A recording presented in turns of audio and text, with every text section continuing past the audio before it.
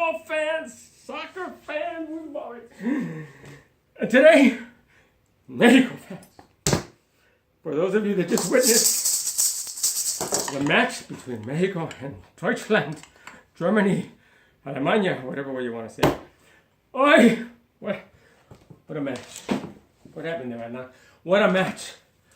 Oh, I would have to say, personally, I think this was probably the most exciting match so far of this World Cup.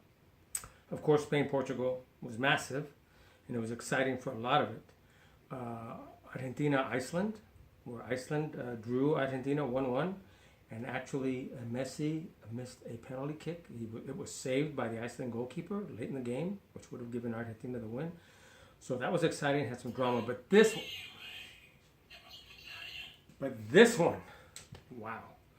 From the very get-go, Mexico came out with, I think, the right strategy, and they pressed Germany.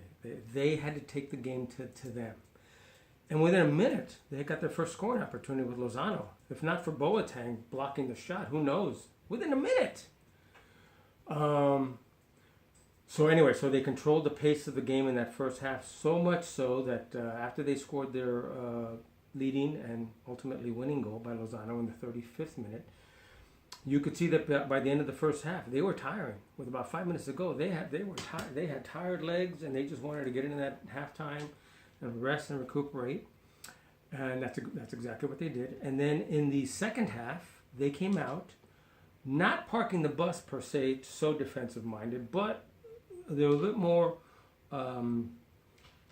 cautious in that they didn't want to, I think, tire themselves out again. So they took their chances. They still tried to control the midfield, and they took their chances whenever they could on quick counters, which they had plenty of opportunities. One with Chicharito Vela, who just missed the ball. I think Lozano was involved in a couple. Who's the other striker, number 7? I can't think of his name right now, but he had a couple of chances. Both teams made substitutions in the second half, obviously, for tired legs and whatnot, and Germany for trying to press the attack by bringing Khedira came out. They brought in Marco Reus. They brought in Mario Gomez at one point. Anyway, they had to make some subs. And Mexico made subs that were a little bit more defensive-minded, control-minded, with their last one being Marquez, their 39-year-old field player captain, who's only one of 3 players to ever play in 5 World Cups, with Lotharius Matthäus, is that from Germany, and another Mexican player. But he's the only one that's been captain for all 5 World Cups, which means that he started his first World Cup when he was 23 and was captain of his nation. Pretty admirable. So anyway, so Marquez comes in and is involved in some key plays, defensive-minded and trying to start a break on one occasion. So it was a brilliant match.